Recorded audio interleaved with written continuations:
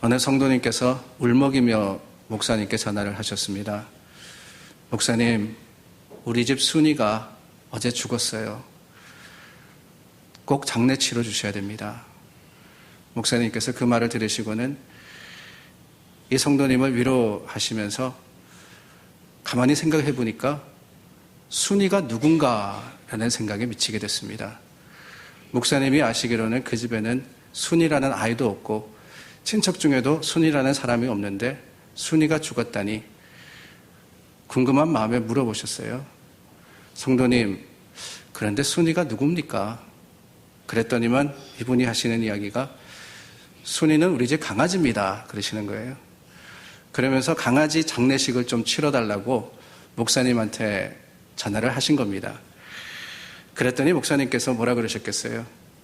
아니 무슨 개 장례식이냐고 단도직입적으로 말을 못하시지만은 개는 장례식 치르는 거 아닙니다. 그랬더니만 이 성도님께서 다시 한번 부탁을 하시는데요.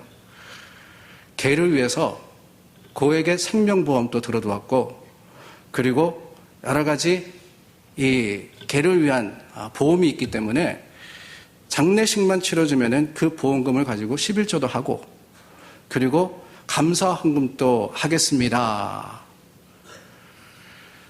그러자 말이 끝나기도 전에 목사님이 뭐라 그러시느냐 하면은요. 성도님, 아니 왜 진작에 예수님 믿는 개라고 말씀하지 않으셨습니까? 당연히 장례 치러야죠. 라고 하셨다 그럽니다. 여러분 목회자고요. 목회자가 헌금에 관한 설교를 하려고 하면 다들 생각하시는 게 또 돈 이야기다가 아니면은 교회가 재정적으로 힘드나 보구나 하는 것인 것 같습니다. 또한 헌금에 대한 설교를 하는 목사를 보는 시선도 곱지만은 않다라는 생각이 듭니다. 목회자라면은 고귀하게 돈과는 무관해야 하는데 마치 11조, 감사, 헌금 그렇게 말하니까 예수님 믿는 개냐 하는 목사같이 세속적이다라고 생각하실 수도 있을 것 같습니다. 그러나 여러분, 사실 하나님의 사역은 헌금을 이야기하지 않으면 이루어질 수 없다는 것을 우리는 알고 있습니다. 세상에 세워진 교회이기 때문에 세상에서 감당해야 하는 사역은 재정적인 뒷받침이 있어야만 하는 것이며 그러기 위해서는 드림에 인색하지 않는 교회가 되어야 하고 헌신하는 성도가 되어야 하는 겁니다. 실제적으로 성경에도요, 돈에 대한 이야기가 상당히 많이 나오지 않습니까? 지난주에 창세기부터 요한계시록까지 성경은 무슨 이야기다라고 말씀을 드렸어요? 기억나세요? 딱 한 주 지났는데 피의 이야기다라고 말씀을 드렸어요. 예수님의 보혈을 이야기하면서 성경은 피의 역사이고 피의 이야기다라고 말씀을 드렸는데 성경은요 또한 창세기에서부터 요한계시록까지 돈과 재물에 대한 이야기도 상당히 많이 하고 있습니다. 히브리어 캐세드라 하는 단어는요 성경에 400회 이상 나오는데 은이나 혹은 돈이라는 단어로 번역되는 말입니다. 성경시대에는 은이 통화되었기 때문에 은으로서 돈을 삼았기 때문에 그 캐세드라는 단어가 굉장히 많이 사용된 겁니다. 뿐만 아니라 금, 보석, 재물, 재화 이런 단어까지 포함을 하면은 성경에도 아마 수천 번 이 돈에 대한 이야기가 나오는 것이 아닐까 하는 생각이 들어요. 왜 그렇습니까? 성경이 세속적인 책이라서 그렇습니까? 그게 아니죠. 거룩함을 찾고 구하는 자들에게 돈 문제가 해결되지 않으면은 이 돈에 대한 바른 이해와 돈에 대한 바른 삶의 자세가 세워지지 않으면은 결코 성결할 수 없기 때문에 돈을 배척하는 것이 아닙니다. 지혜롭게 잘 사용하는 것을 가르쳐 주시는 것이 하나님의 말씀이라는 거예요. 그렇다면 여러분, 우리가 깨달아야 하는 것이 있습니다. 지혜롭게 쓴다는 것, 헌금의 참된 의미는 그렇다면은 그저 드리는 데 있는 것이 아니라 그 드림이 뭐냐 하는 의미에 있다라는 것을 기억해야 합니다. 그래서 사실 오늘 제가 여러분들과 나누고 싶은 이야기는요, 헌금 많이 하십시오가 아닙니다. 안심하세요. 헌금 많이 하세요가 아니에요. 하나님은 드린 것을 갚으시고 채우시는 좋으신 주님 맞습니다. 그러나 그 이야기를 하려고 하는 것이 아니고 오늘 헌금 이야기는 헌금 이야기지만은 그 포커스가 돈이 아니라 기쁨에 있다 하는 것을 기억하셨으면 좋겠습니다. 무너진 무엇을 다시 세우라 그랬어요? 무너진 헌금을 다시 세우라는 게 아니에요. 무너진 헌금의 기쁨을 다시 세우자 하는 겁니다. 아무리 많이 헌금한다 해도 기쁨 없이 억지로 드린다면은 그 헌금은 무거운 부담일 뿐더러 감사가 되지 못하는 거예요.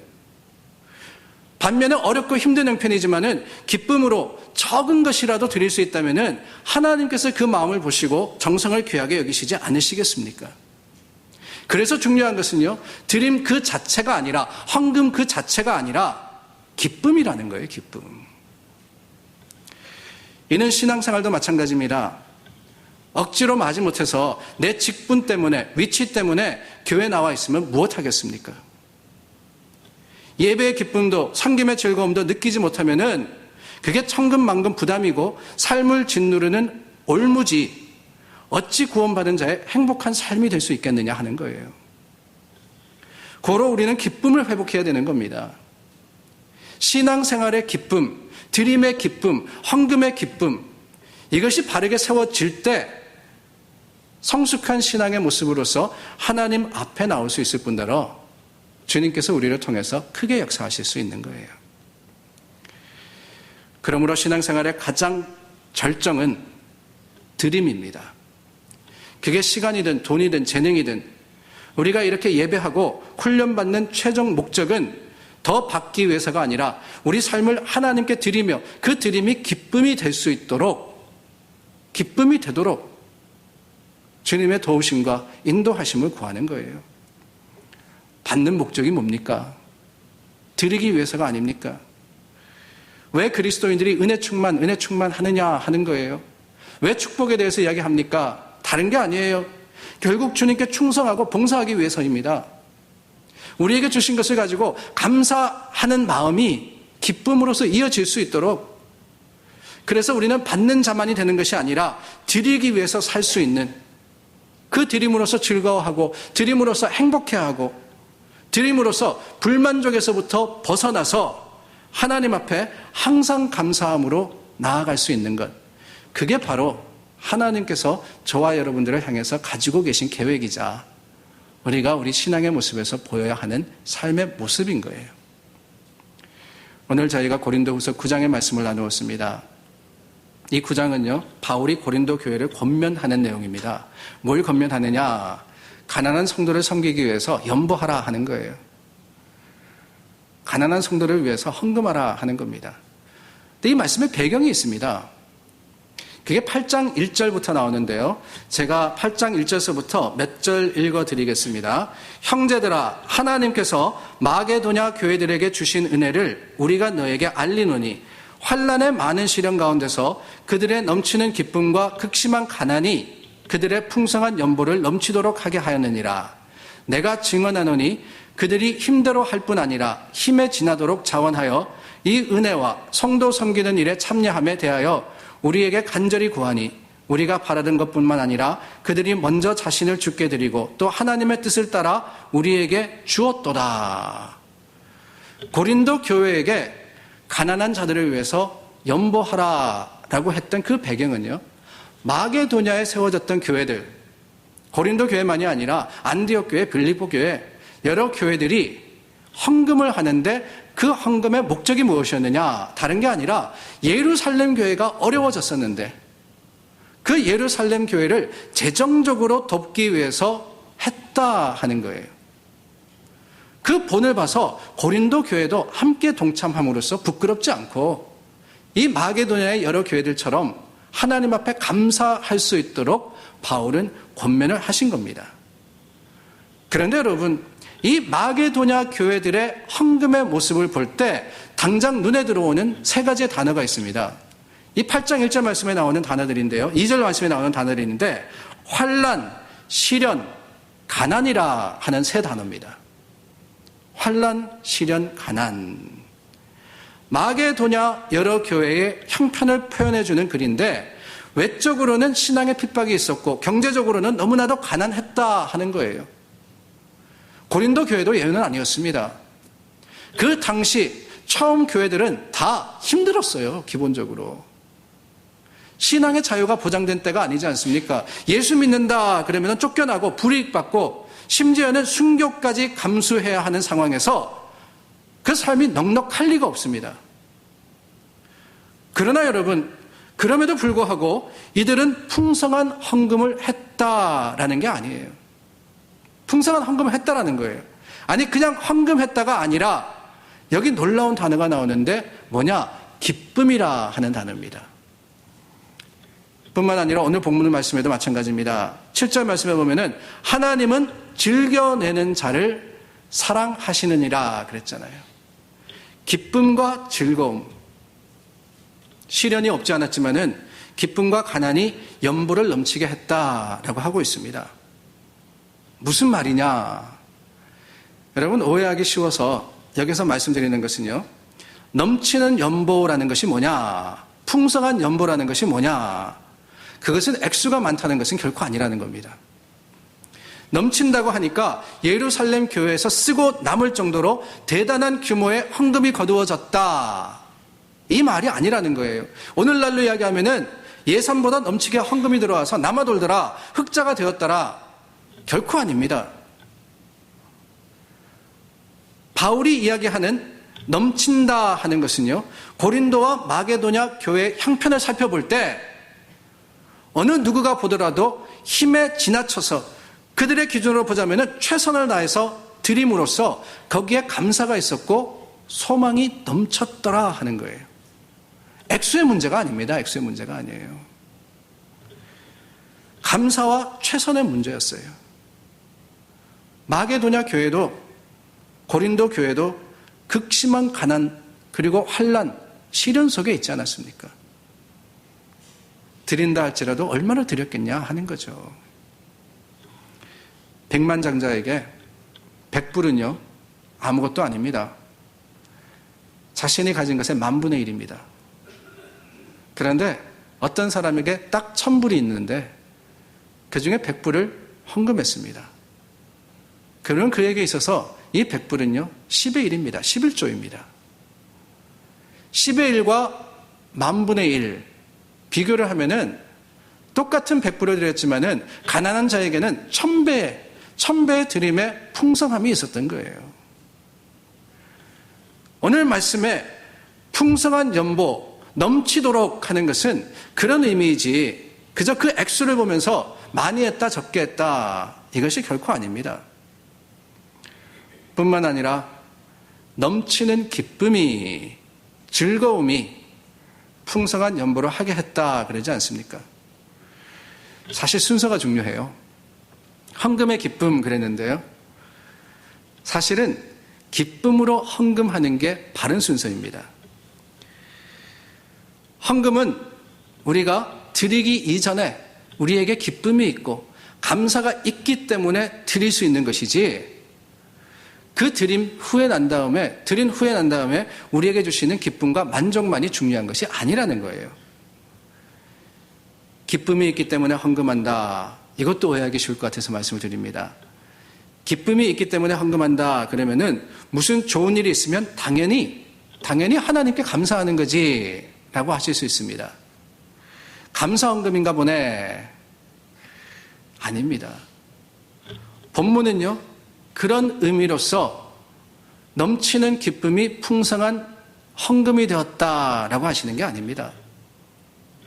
환난의 마련 시련, 여러 가지 고통과 아픔, 그들이 받고 있었던 핍박, 그 가운데서 기쁨이 넘쳤다라는 사실에 우리는 관심을 기울여야 됩니다.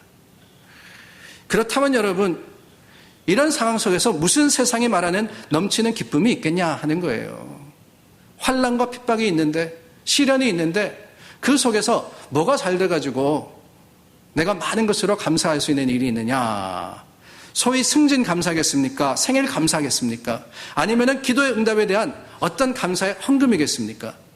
이런 것들이 아니라는 거예요. 본문에 나오는 교회 교인들은 마게도냐 교회뿐만이 아니라 고린도 교인들은요, 치열한 삶의 시련 속에서 하루하루를 하나님의 은혜만으로 살아갔던 사람들입니다. 세상에서 가졌던 것들, 누렸던 것들 다 잃어버릴 수밖에 없었고 빼앗겼던 이런 삶을 살았던 사람들인데, 그 가운데 기쁨이 있다면 무슨 기쁨이냐? 시련과 환난과 고통과 아픔을 뛰어넘는 초월한 기쁨이라면 도대체 무엇일까? 다른 게 아닙니다.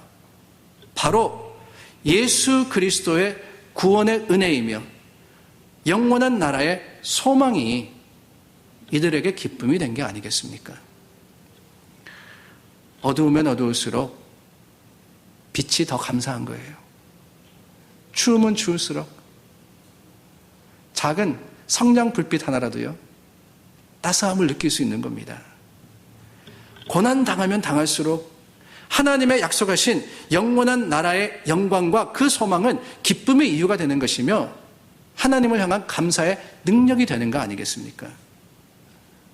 마게도냐 교회 교인들이 기뻐했던 것은 바로 그 이유였습니다. 잘 돼서가 아니라 잘 안 되더라도 여전히 변하지 않는, 여전히 잃어버릴 수 없는 하나님의 은혜 때문에 그 기쁨으로 말미암아서 풍성하게 드릴 수 있었고, 그 드림이 있는 곳에 하나님께서는 감사와 또한 자랑이 넘치도록 허락하여 주신 겁니다. 뿐만 아니라 헌금의 기쁨은요, 자원하는 마음에서 옵니다. 8장 3절 말씀에 보면은 내가 증언하노니 그들이 힘대로 할 뿐 아니라 힘에 지나도록 자원하여 하는 말씀이 있습니다. 오늘 말씀에도 보면은요, 즐겨내는 자 그랬는데 즐겨낼 수 있는 것은 뭐냐? 억지가 아니라는 거예요.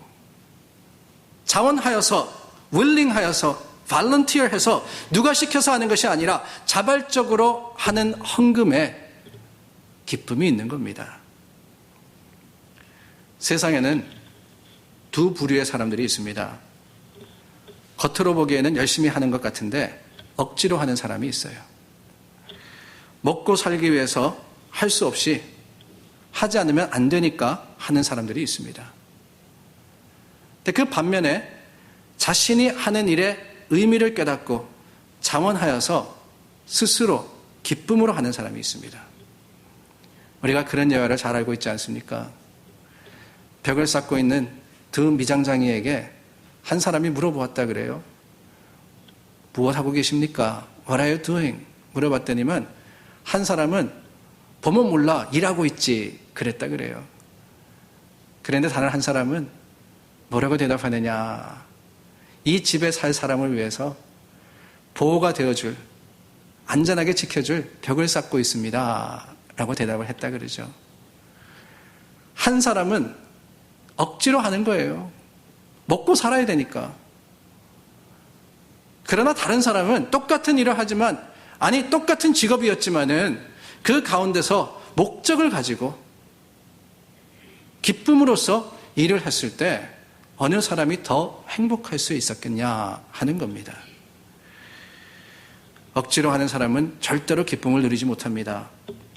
그러나 자원하여 할 때 누가 뭐라 그래도 거기에는 기쁨이 솟아나게 돼 있는 거예요. 그래서 자원하는 마음을 구하여서 우리는 주님 앞에 서는 거 아닙니까? 신앙생활하면서 예수님 믿으면서 교회에서 사역하는데 하나님 내가 억지로 할 수 있도록 도와주시옵소서, 그거 아니잖아요.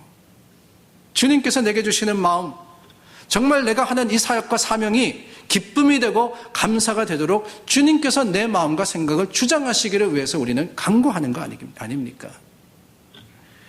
그러므로 여러분, 억지로 하는 것이 우리 가운데서 사라지기를 원합니다. 어쩔 수 없이 할 수 없어서 하는 것, 그것은요, 아무리 많은 것, 아무리 풍성한 것을 하고 드린다 할지라도 단도직입적으로 말씀드리자면 불행한 거예요. 불행한 거예요.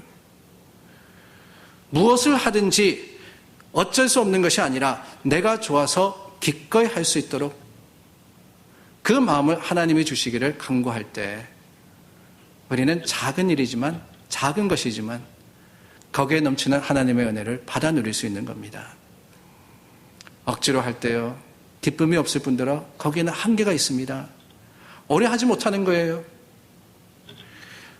우리가 교회 하나님의 일을 할 때도 마찬가지 아닙니까? 억지로 하면은 결국에는 흐지부지 될 수밖에 없는 겁니다. 병나요, 병나. 그러니까 주님 안에서 하나님께서 우리에게 주시는 마음, 그 마음을 쫓아서 감사, 기쁨으로써 할 수 있도록 항상 주님 앞에 쓰임받는 저와 여러분들이 되기를 원합니다. 그렇다면 여러분, 어떻게 해야 자원하는 심령이 생길까요? 어떻게 해야 하나님 앞에 기쁨으로써 스스로 주님께서 원하시는 것을 우리가 감당할 수 있을까요? 오늘 본문에 중요한 단어가 나옵니다. 9장 8절입니다. 하나님이 능히 모든 은혜를 너에게 넘치게 하시나니. 하나님이 모든 은혜를 넘치게 하신다 그랬어요. 이 본문의 배경이 된 8장 말씀에도 마찬가지입니다. 8장 1절에도 하나님께서 마게도냐 교회에게 주신 은혜를 그랬어요. 그리고 8장 말씀을 계속해서 읽어가면은 이 은혜라는 단어가 반복해서 나옵니다. 무슨 은혜냐? 8장 9절 말씀입니다. 우리 주 예수 그리스도의 은혜를 너희가 알거니와. 하나님께서 마게도냐 교회에, 또한 바울이 고린도 교회에 주셨다는 하나님의 은혜는 다른 은혜가 아닙니다. 예수 그리스도의 은혜입니다. 주님의 은혜. 그 은혜는요, 하나님이시지만 이 땅에 인간의 모습으로 오셔서 가난하게 가장 낮은 곳에 임하셨고, 또한 인간의 모습을 입으시고 고통받으시며 십자가를 지시고 골고다 언덕을 오르셔서 그 십자가에 물과 피를 쏟으심으로써 죽으심으로써 저와 여러분들을 구원하신 하나님의 놀라운 사랑, 바로 그게 예수 그리스도의 은혜입니다. 우리의 구원의 역사가 되시고 생명의 약속이 된 주님 은혜, 그 은혜가 우리로 하여금 자원하게도 하고 기쁨으로 드리게도 하고 또한 나누게도 인도하시고 역사하시는 거예요. 그렇습니다. 은혜가 넘치면은요, 힘든 일도 기쁨으로 할 수 있습니다. 받은 은혜가 많으면 억지로 시키지 않아도 하게 됩니다. 드리지 말라 그래도 드리고 나오지 말라 그래도 나오는 거예요. 하나님의 은혜가 임하면 됩니다. 예수 그리스도의 보혈의 역사가 감동이 되어서 우리 가운데 있으면은 우리가 무엇을 하든지 간에 내가 왜 이 일을 하느냐, 누가 시켜서 하는 게 아니라 예수님께서 나를 위해서 죽으셨고 그 사랑을 내가 받았기 때문에 감사함으로써 그 은혜를 따라갈 때 이 보혈의 은혜의 역사가 그 힘이 얼마나 큰지 몰라요. 우리를 이끌어 가시는 것이고 가능하게 하시는 것이며 하나님 앞에 찬양할 수 있도록 충만하게 채워주십니다. 사랑하는 여러분, 많은 사람들이 참 힘들게 살아가며 신앙생활하고 있습니다. 무거운 짐을 지고 견디다 못해서 쓰러지기 일보 직전인 분들도 많이 있습니다. 신앙생활을 하지만은 하나님 앞에 감사와 기쁨보다는 여러 가지 힘들고 어려운 가운데 원망과 불평이 있을 때도 있습니다. 그러나 여러분, 이 삶의 환난과 시련과 가난, 이것이요, 우리로 하여금 하나님을 섬기며 주님 앞에 기쁨으로 나오는 것을 방해하는 것이 되지 못한다는 것을 우리는 오늘 말씀을 통해서 다시 한번 깨닫습니다. 문제는 뭐냐? 가난도 아니고요, 시련도 아니고 환난도 아니라는 거예요. 문제는 은혜입니다. 하나님의 은혜가 채워지지 않기 때문에, 그 은혜가 우리 가운데 충만하지 않기 때문에 힘들어하는 것이지, 주님의 십자가를 우리가 바라보게 되고 그 십자가의 보혈의 역사가 저와 여러분들을 조금이라도 터치하시면은 주님 앞에 나와서 기쁨으로, 감사함으로, 찬양함으로써 주님의 일을 감당할 수 있게 되는 겁니다. 그러므로 여러분, 두려워하지 마십시오. 헌금 그러니까 부담스러워하지 마십시오. 많이 드리고 그 규모가 어떠하냐 하는 게 중요한 것이 아니라 저는 오히려 주님 안에서 우리 삶의 형편이 어떠하든지 우리 교회 모습이 어떠하든지 주님만을 의지하여서 다시 한번 하나님의 은혜를 맛보아 그 은혜를 누리고 그러므로 말미암아서 하나님께서 우리에게 주신 능력을 가지고 무엇이든지 맡기신 그 일을 감당할 수 있는, 이루어 갈 수 있는 교회와 성도가 되기를 원합니다. 무너진 헌금의 기쁨 많이 하시라는 말씀 안 드린다고 말씀드렸어요. 다만 그런 말씀 안 드려도 하나님의 은혜가 삶에 충만하면 하지 말라 그래도 기쁨으로 차고 넘치고 풍성하게 드릴 수 있음을 확신하건대 저는 목회자로서 여러분들과 함께 동역하는 자로서 저와 여러분들의 삶에 주님의 은혜가 충만하기를, 주님의 은혜만이 우리의 삶을 주장하기를 예수님의 이름으로 축원합니다. 기도하겠습니다.